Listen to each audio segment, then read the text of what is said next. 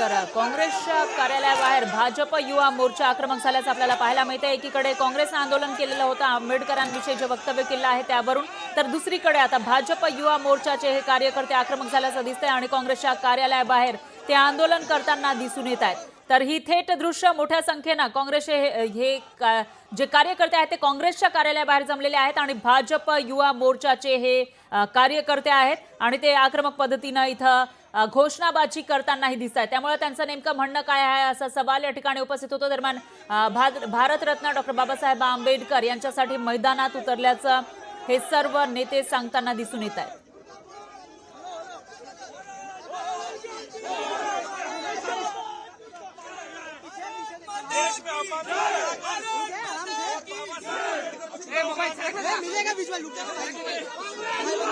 अम्बेडकर जी ने इस्तीफा दिया तो उनका अपमान किया। कांग्रेस पार्टी हमेशा ही अम्बेडकर जी का अपमान करती है।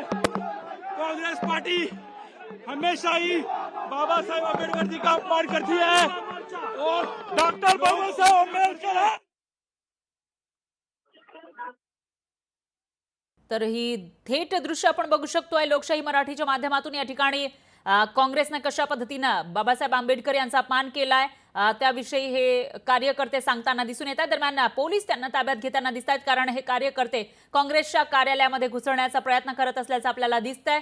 तर वर्षा गायकवाड यांचं हे कार्यालय असावं कारण त्या ठिकाणी वर्षा गायकवाड यांचे बॅनर आपल्याला दिसत आहेत। दरम्यान मोठ्या संख्येने हे भाजप युवा मोर्चाचे कार्यकर्ते आक्रमक झालेले आहेत आणि त्यानंतर ते काँग्रेसच्या कार्यालयामध्ये घुसून आंदोलन करण्याचा प्रयत्न करताना दिसून येत आहेत। दरम्यान पोलीस त्यांना लाठीचार्ज करतानाही दिसत आहेत।